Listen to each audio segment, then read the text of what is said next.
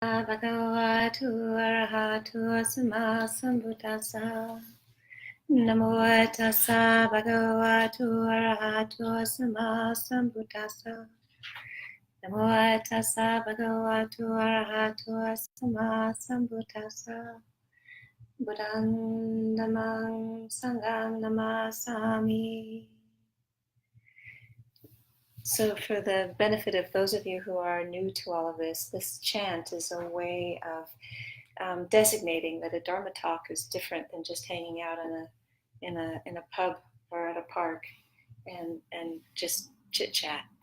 And so it's a way for me as in the Dhamma seat to remember that this is not about my views and opinions as much as it is about the Buddha's teachings and my direct experience and understanding that. And for you, it's a signal also that to really listen with the whole of your body. So ordinarily when we listen, we put like 98% of our attention on the sight and the sound of the person that we're listening to. But in a Dharma talk, the encouragement is to have about 80% of your attention immersed in your body and 20% of your attention listening to the sounds and the words and the impact of what it is that you're hearing. Because when your attention is saturated in your own body awareness, then what happens is that when something resonates with you, you know it. And so your body, your shoulders relax, your breath deepens, there's a kind of deep aha feeling. And so when your attention is immersed in your own body, you get it. And it registers because it registers with a truth that's innate. It's not something that is foreign to you. It's something that resonates because it touches you with something you already know.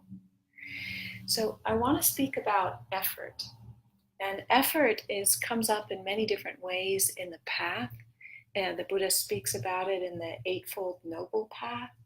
And it requires effort for everybody to get here tonight. And it takes effort to stay here. It takes effort to begin a meditation practice. And over whether you've been meditating just a short while, a long while, or for many decades, it takes effort to sustain the practice. And for me, what I can see is that there's effort has a vertical axis and it has a horizontal axis. And I want to speak about both of them because this is something in my own practice that I feel, that I experience, and I want to talk about how that is for me and in a way that might be supportive for you. So the vertical axis of meditation really is about depth and having a sense of a perspective that tethers us to something that begins to give us perspective, where our ordinary life is so much about trying to get the things that we want, get rid of the things that we don't want. Our life is about collecting and pushing and negotiating and manipulating and cajoling and bargaining and all of that. And so one of the things that can happen when we have a meditation practice in the vertical axis of meditation is that we begin to get a sense of a shift and a change in our perspective in the way that we look at everything that's going on. And so rather than being fixated on the specifics, we begin to start noticing the mind which is paying attention and observing what's going on. And so then when we do that, then what happens is that we can have a change of relationship with the things that in the past had a very strong conditioning impact. And so let me just invite you just to put your hands up in front of your face, everyone, yeah? So put your hands up and let your fingers relax and spread out. So I'm looking at my hand and I see shape and I see color and I see lines. Do you do it also? Yeah? Yeah. Okay, yeah. But I also see that there's space between the fingers. Yeah? So when I focus on the space between the fingers, my hand doesn't disappear, the lines don't disappear, the color doesn't disappear.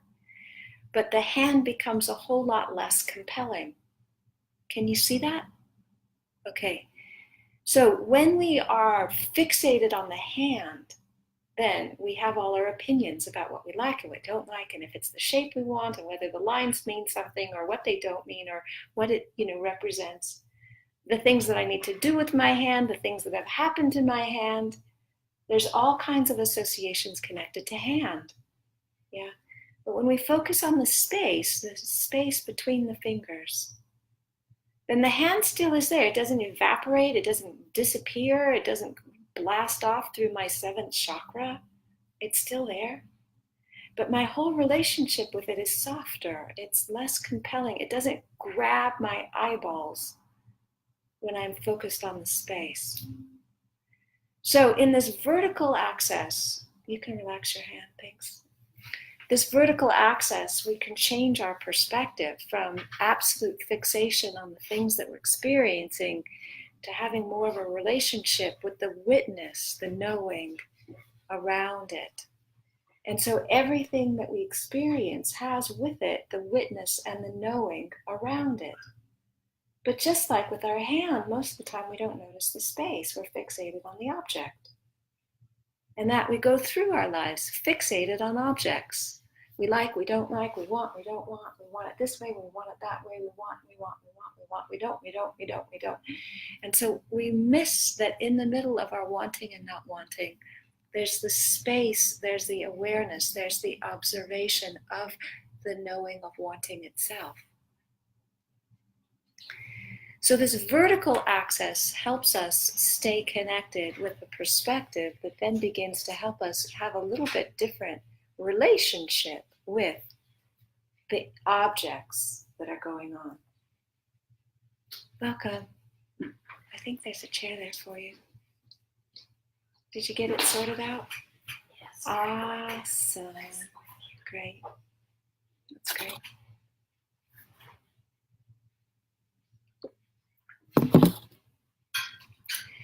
And so I come from a tradition where there was a gradual path, and the gradual path was set up in order to support us that we could have understanding of this transcendent path, where we could understand and have access to this directly in the middle of the moment, no matter what's going on. Whether you're washing dishes or you're calling the AAA, or whether you get locked out of your car, or whether there's a mess on the floor, or whether there's traffic noise in the background, or whatever is going on, whether you're in the middle of a meeting, or you're not feeling well, whether you're sick, whether you've got pain in your body, or your heart feels like it's breaking, that there's always the way to negotiate what you were navigating so that we have not only the thing that we're dealing with, but the observation, the knowing of it that holds, that embraces, that allows us to be observant of that.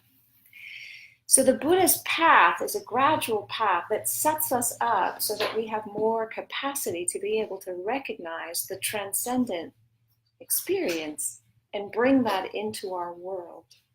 So the Buddha didn't talk about the transcendent as the first off with people who are new to meditation. He started with conversation about the importance of generosity, that it's important to give, because when we give, when we help, when we give, then what it does is it tethers us to our own goodness. It helps us to be able to cut through critical thinking and the critical mind. It helps us to have a way of relating to ourselves from a place of self-respect rather than from the natural tendency to trash ourselves, So when we start with the foundation of our practice from generosity, then it gives us like a harness where we're connected to our own goodness. And that is essential in our cultivation of integrity, being able to understand what is harmless, what is harmful, and to steer that path. Because when we're doing things that are harming ourselves or harming others, it has a really strong impact. And that impact we sit with when we sit still. And so it's not possible to hurt people and come into meditation and think that there's going to be no impact on our body and our heart and our minds from doing that. So the Buddha spoke about you start with generosity and then cultivate integrity. And then from integrity, then we can begin to start the training of the mind, where we develop the muscles of the mind so that we can focus and sustain attention, where we can brighten our minds, where we can learn how to watch what's arising and notice how we're relating to what's arising. And then through the muscles of our mind getting stronger and more flexible and more pliant, then in that way, in that capacity, then we have the building blocks that begin to give us the capacity for being able to look at, there's the object of mind, and then there's the knowing of it.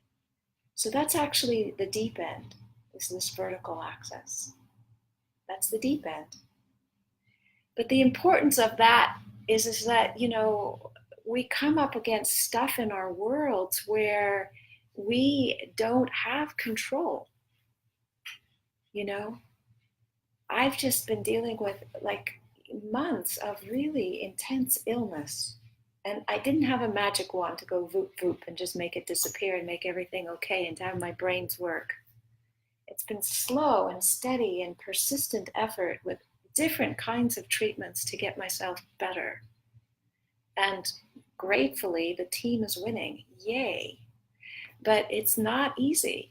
But even when I'm not well, even when my brains are not functioning the way they ordinarily do, even when I can't remember, there still is the ability to know what I experience, to know how I'm relating to it, and to let the mind know that I'm knowing these things, rather than get stuck in, immersed in something without any perspective. And we have all experienced that, losses. Some of them have been expected and some of them have been tragic.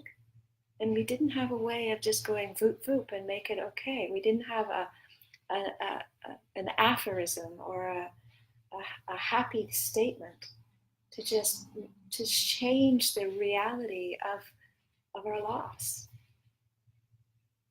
And it isn't a failure to be sad or feel grief when we've lost something that's meaningful and important. But if we aren't rooted, if we don't have any perspective about something that holds us in the midst of all of that, then what happens with the horizontal axis is that it becomes an endless preoccupation in order for things to feel better. And sometimes they simply do not feel better. They suck, It feels terrible. It's heartbreaking. It's grief-inducing. And that's the reality. That's the truth. So when our practice, our meditation practice, our spiritual practice is rooted in both a horizontal and a vertical axis, when we have the skill to deal with the various things that we're navigating, but we also have the depth to switch our gears and change perspective and be able to ground ourselves in something that is bigger and faster and much more timeless. So I want to tell you a little story, and then I want to speak about the horizontal axis. Let me just look at this time here. So I lived in Australia for a while, and when I was there, it was when the 9/11 happened. And so people in Australia were terribly impacted by 9/11. There was processions of fire engines through Sydney. There were peace vigils all over the country. People were really rattled. They were really agitated by what had happened. And there was a lot of solidarity and there was a lot of emotion all over the place. And it was the weekend after that had happened. And I was teaching a retreat with another meditation teacher. And we were teaching on the 4 divine abidings: loving kindness, compassion, joy, and equanimity. And we split it up. And so I can't remember I knew I had equanimity and I might have had joy. And my co-teacher, Subhana, she had the other two. Would have been maybe loving kindness and compassion. So I come into this world, I don't have equanimity. I don't know what equanimity is. It's not part of my personality structure. It's not something that I experience very easily. It's like, I don't know what this is, you know? And so how do I connect with equanimity? How do I teach about equanimity when it's not something that I have an easy access to? So then I remember what happens to me when I'm in contact with nature, and that gave me some idea. So what I did and what we can do here together just for a few minutes is just imagine what it would be like to be a May fly, where your whole life is 1 month. That's it. You just have a month. That's all you've got is 1 month. And with 1 month as the beginning and the ending of the sum total of your whole life, what's important to you? You know? What are you going to get preoccupied with? What are you going to get obsessed with? What are you not going to be interested in? You've got a month. That's it. Okay, so feel into that. And notice how that changes your priorities. Changes the things that are important. Everything that's going to happen in your whole life is going to take place in 1 month. That's all you got. And you're a fly.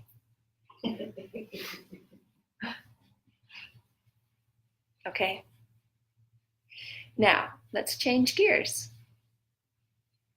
Imagine you're a redwood tree that's 1,400 years old. And you're 350 feet tall. And your roots are intertwined with redwood trees around you that are also old. Some are more old than you. Some are younger than you. Some are brand new. And in your roots, you've got a way of communicating, and you've got a way of sharing resources, and you've got a way of receiving things. And in 1,400 years, you've seen a lot. You've seen storms, and you've seen fires. You've seen floods. There were bears that came and wolves that came. You've seen all kinds of shifts in civilizations that have come. Large numbers of people have come and sat at the root of your tree. Young people, they've been lovers, and then they fell in love and they had families. They read poetry to each other. They had naps. They were outlaws. All kinds of stuff you've experienced. 1,400 years old. Imagine that.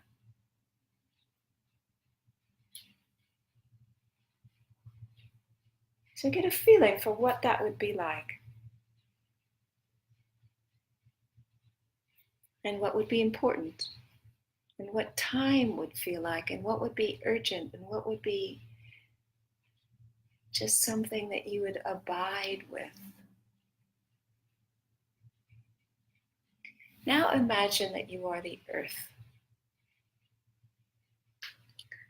6 billion years old.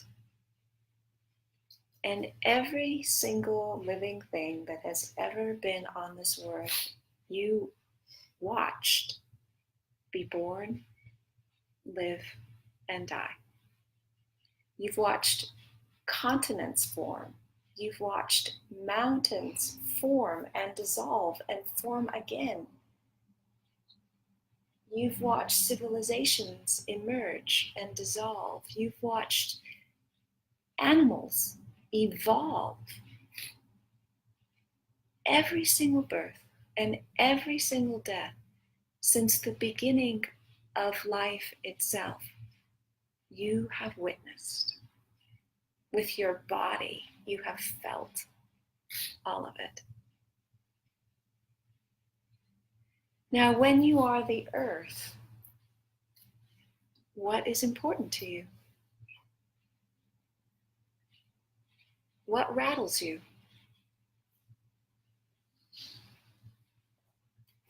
What is your priorities? What makes you flap? So for me, the only way that I could really connect with equanimity was through the earth. Because in my own personality structure, I didn't experience it. But I could get a feeling for it when I was around rocks or when I was around ancient trees. And that it showed me how I could inhabit my own experience in a way that wasn't so tumultuous. But I didn't know how to do that before. So part of this vertical axis is the kind of perspective that you would get if you put yourself in the position of being the earth, where there's a vast perspective. And that vertical axis holds you when things are changing or difficult or different, or there's a tremendous amount of unsettledness. Just like,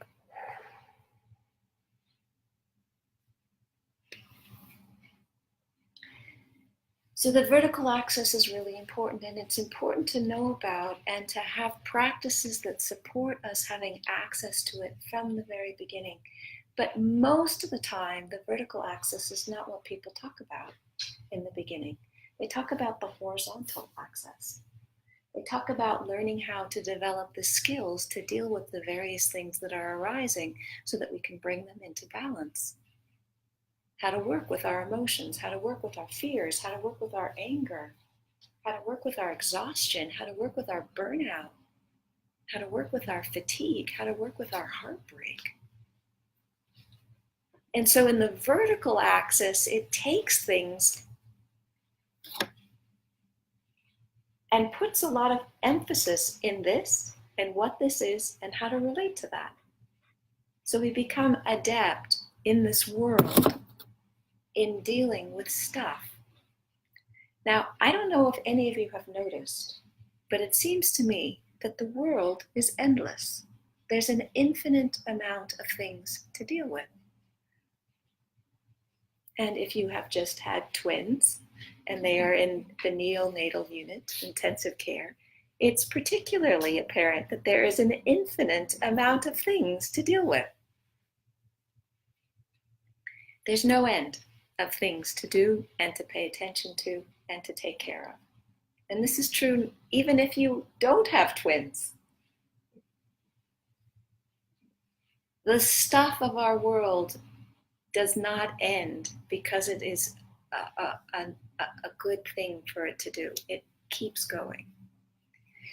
So if part of our practice is learning to deal with the stuff of this world and to be adept at responding to it with skill, then we need to understand our body and our hearts and our minds and the things around us and develop some capacity to meet what is arising and relate to it in an appropriate way and to be able to take care of what needs to be taken care of. Fair enough, right? But because this world is infinite, it will not end. Even when you are on good behavior, it will not end. Then we need to take priority that we make sure that we incorporate the vertical path alongside the horizontal path, because the horizontal path will take up all of our time, our space, our energy, our attention, our interests, our schedule, our planning, if we are not conscientious to put in the vertical path alongside it. Now, the nature of the horizontal path is it shows up as urgent and endless. Some things are important, but oftentimes there's many things that we're doing that are not that important, but they still are pressing. The vertical path very rarely shows up as urgent, but it is incredibly important. And so it's to each of us to be able to find a way in our day and to find rhythms in our day, in our week, in our month, in our year, where we can take pauses and just drop in to a bigger perspective. Now, most everybody can take a 3-breath retreat, even if you are in the middle of really intense kind of a work scenario. Now, if you're in the ER room and somebody's just had a cardiac arrest, then that's not going to be a time to take a 3-breath retreat. So there are urgent situations that require 100% of our time and our attention where we cannot pause in that circumstance in order to take a 3-breath retreat. But it isn't often that we are navigating that kind of emergency. And so when we've come out of something that has required absolutely all hands on deck, then it can take a while before our nervous system is actually equilibrated to the fact that the emergency is over. It's now a maintenance job. And so we are still geared up as if it is an alarm. And we are responding as if we've got to get it done, we've got to get it done, we've got to get it done, we've got to get it done. And so we need to deliberately use our discernment to check and see, yes, there are things that we need to get done, and they are really important. They're vitally important. But we're not in an alarm situation anymore. We can take 3 breaths. We can take 5 minutes. We can take 15 minutes and drop in and allow ourselves to feel the fullness of perspective, of this vastness of perspective that is always here. It's just not always that we connect with it. We don't remember to look at the space around our hands. We're focused on our hand.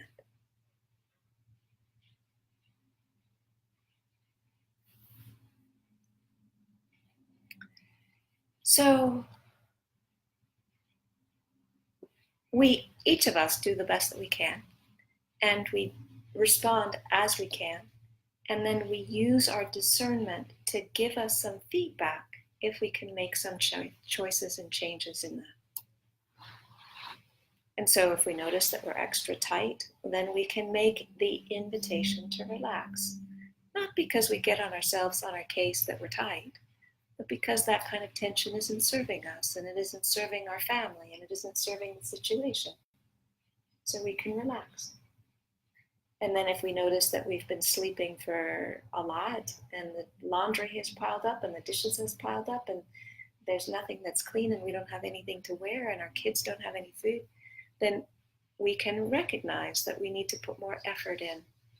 So the effort is balanced between not being too tight and not being too relaxed, not being too intense and not being too slack. And it's a balance, because not only are we moving through our own internal experience, but we're also doing that in relationship with each other and the world around us. And heaven only knows the kinds of intensity of what we're navigating in the world around us right now. It's really jacked up, you know? And so many of us are dealing with stress responses just because of the world that we're living in right now.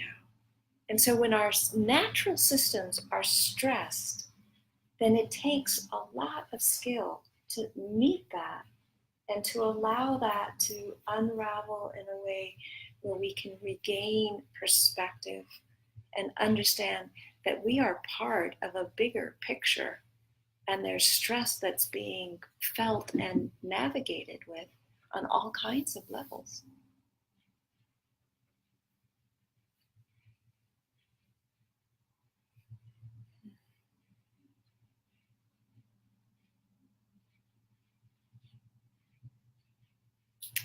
So I think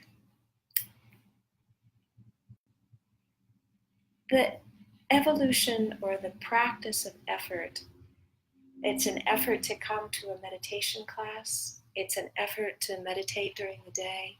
It's an effort to meet what is arising and to learn to respond with balance. And it takes some discernment to be able to move back and forth between the horizontal level of practice, which is to find a way of bringing balance to the conditions, and the vertical level of practice, which is to change our frame of reference to these larger perspectives that puts things in a different frame of reference.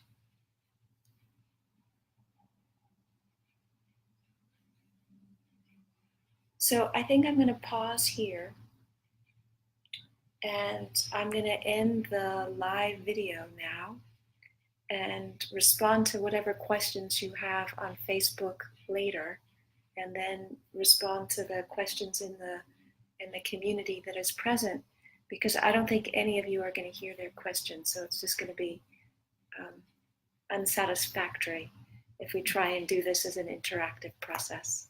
So thank you for your time online, and thank you for your time in the community, and I'm going to end the live video now.